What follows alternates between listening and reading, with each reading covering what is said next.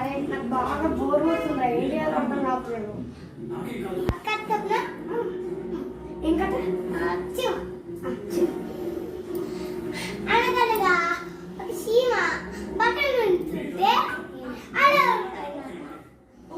ఓడిపోతే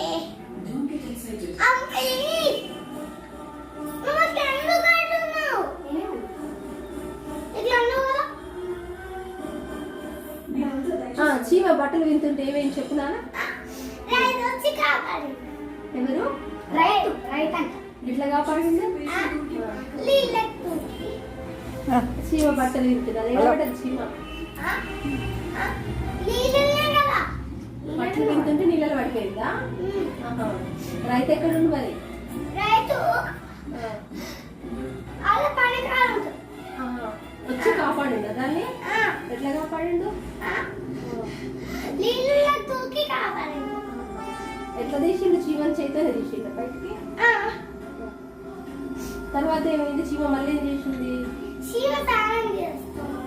స్నానం చేసి డ్రెస్ వేసుకుంటే వేసుకొని హాయిగా టీ.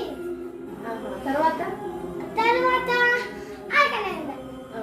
ఆకలి అయితే తర్వాత ఏమైందంటే మమ్మీ ఇది కట్టుకుంటే బోర్ కొడుతుంది, ఇది కట్టుకుంటే బోర్ కొడుతుంది అన్న. ఇది అక్కడ వీడియోకి బాగానే ఉంటుంది.